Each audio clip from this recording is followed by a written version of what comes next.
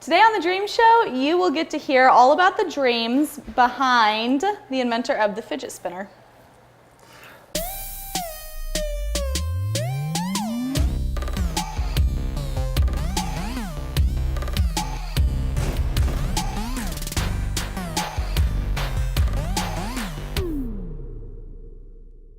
I will correct you, not the inventor, but the scaler. The person that actually made this was... We literally just sat at the table together and I said, did you invent the fidget spinner? And you said, yes.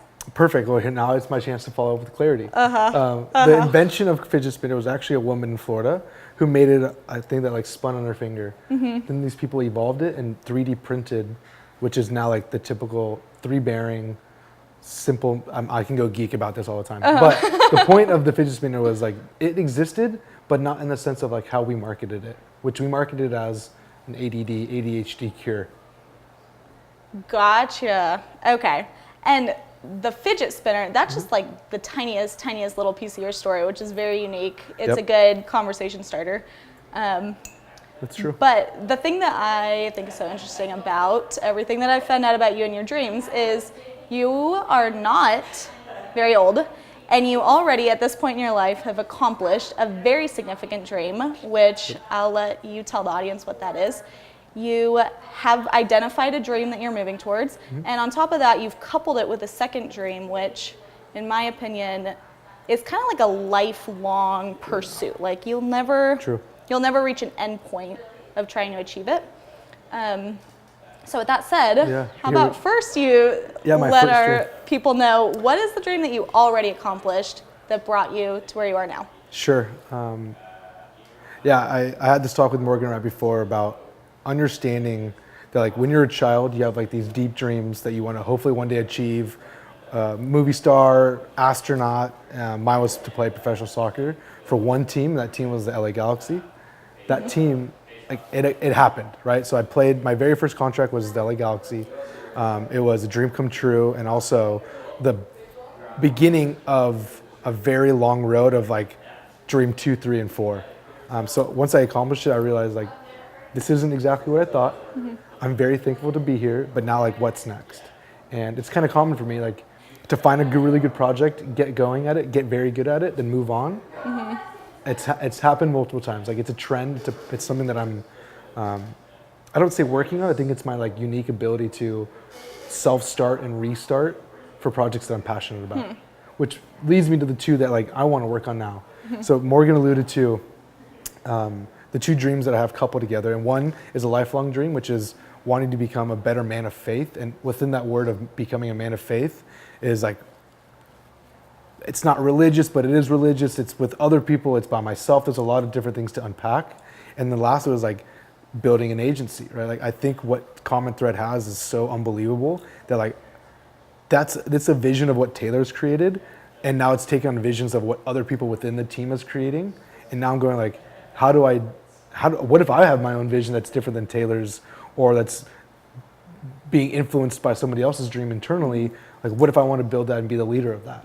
So that's making me question, like, how big can CTC get? Or like, do I want it even big? Do I like want to redo it in New York? Do I want to do it in Arizona? Like, where should we do it? Like another one. And it's pushed me down a path, the idea around what do I care about? What is most important? A commonality that just came to my mind, which I didn't realize when you were talking to me earlier at lunch, but when you said that you got to the LA Galaxy, you were playing, you realized this is my lifelong dream, I've accomplished it, I don't want to stay here anymore, it's time to move on. You're at CTC in this strategist role, which is extremely hard to scout for, so you're like definitely a needle in a haystack. It's tough. But like you're already fulfilling a very unique, specific, sought-after role.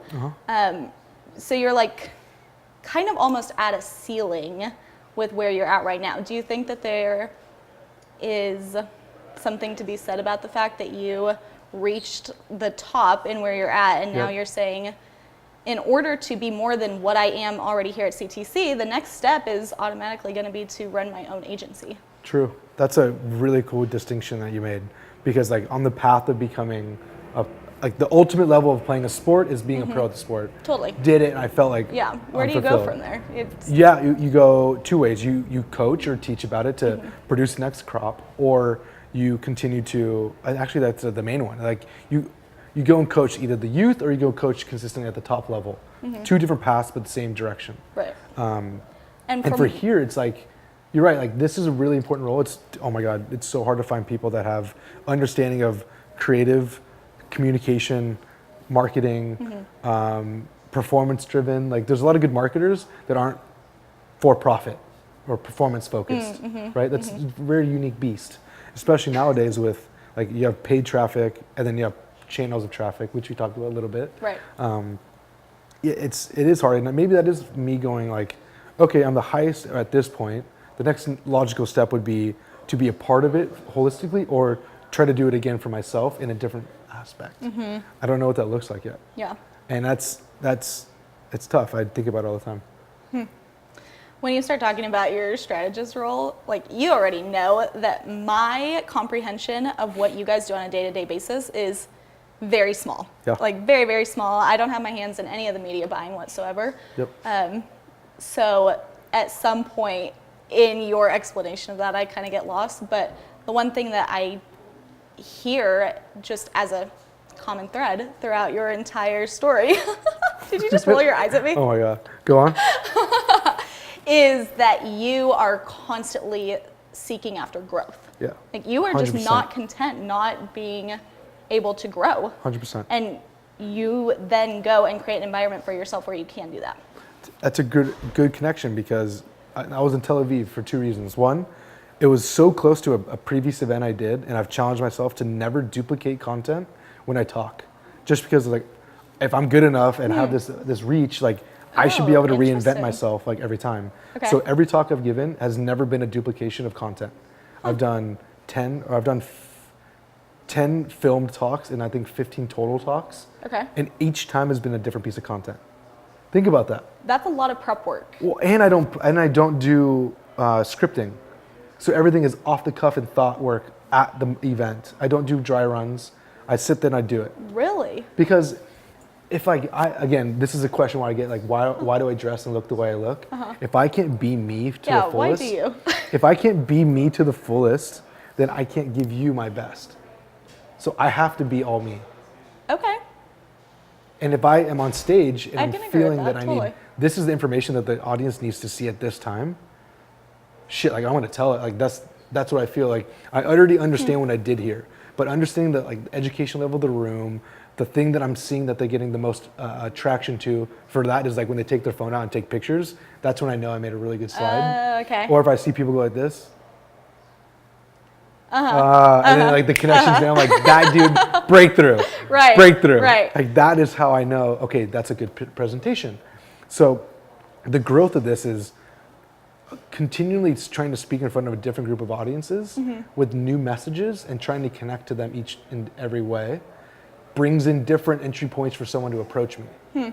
So if I'm looking for instance, I did this with my talk at Ezra Firestone. I wanted to talk about like influencers because I wanted influencers or people that were interested in influencers to come talk to me. So if I talk about the topic, I know that I'm going to invite somebody that might be thinking about something about this to come work with me. To this day, we're still trying to work on a deal that I met back in 6 months ago. Right.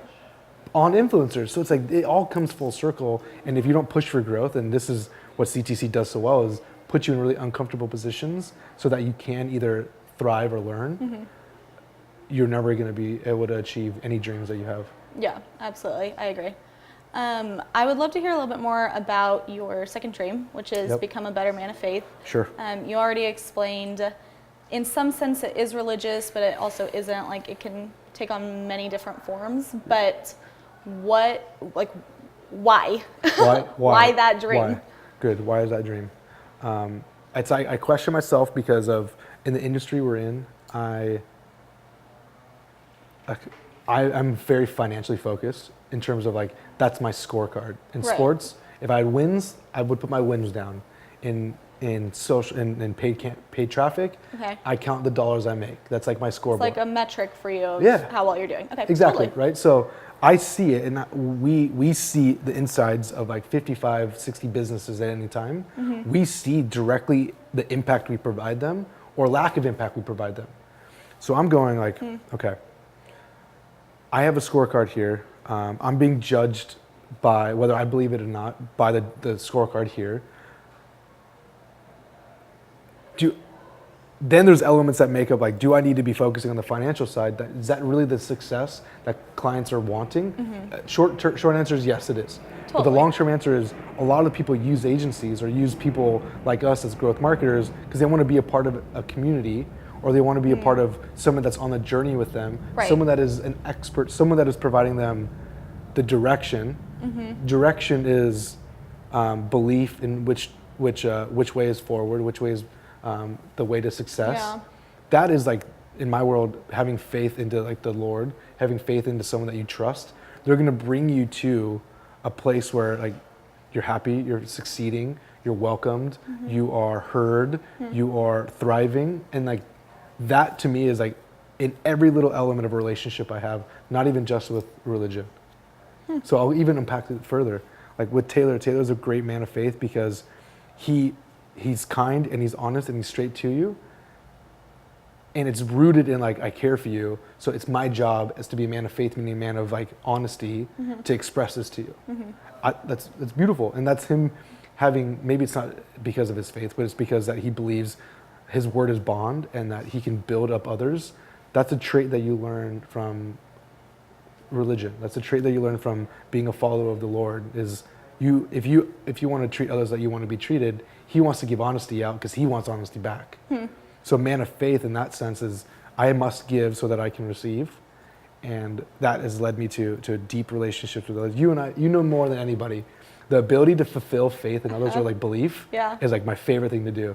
Right? It is. So it's if I can do it on will, like I want to do it consistently. Right. And I think by pairing that with an agency that gets to talk to entrepreneurs, brand builders, give them the faith in their idea, give them the faith and focus and I guess like caring and community to pursue that dream, they're not going to be as scared because this shit's scary. Yeah, definitely. Like, people spend a lot of money or they don't spend a lot of money, but to them that is a lot of money. Right. So they need to believe, they need faith. Yeah, definitely.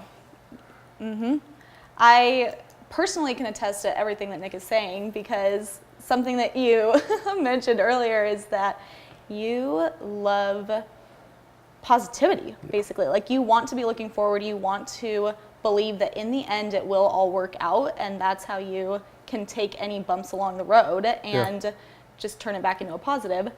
And you want to share that quality with other people. Right. And my personal story about Nick is I met him at the coffee shop that I was working at prior to CTC and mentioned to him, I want to get this job at CTC. No questions asked. He goes, yeah, you could do it. You can be at CTC. And look at where we are now.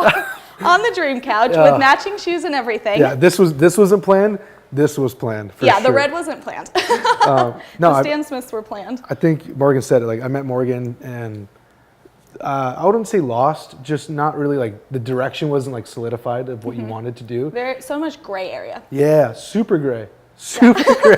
I think I even told Future was you. gray, everything was gray. Everything was gray. I think I even specifically said to you, I don't care what you guys want me to do. I'll mop your floors and I'll do it unpaid. And you were like, no. It's like, no. No. We'll find a different role. That's my job. No, it's I don't know. Like you when you can tell that you were ready and you were like, I have faith in whatever you guys are all on and doing. It was like she has to be a part of it. Like somehow, like what is the thing of her wanting to be a part of us? And it started with, see, what if I would have said like, yeah, sure, like you should, yeah, like, sure, you should apply. Like you would have been like, fuck, maybe, like, but like letting you know, like, hey, no, that's real, because I believed it was real, and I know like it is real, but at that time, if I didn't match your enthusiasm or intention, you would have been like really disheveled. Right, totally. And there's definitely something to be said about the ripple effect of being believed in. Yeah. Because when I walked into my first day at CTC, I had in the back of my head, Nick believed that I could be here and I could be a voice at the table. I'm going to live up to that. Yep. And then in turn, I will go to somebody else and see what they are now, what they could be, and believe in the potential of that person. And hopefully they would do the same. So I think your role at CTC goes beyond just media buying and strategizing for clients. It's like genuinely building up people who believe in themselves, believe in the future, and want to achieve it together. God, I don't think we could end it in a better way. That was unbelievable. Thank you. Thank you. That was good. Saint Nick, ladies and gents.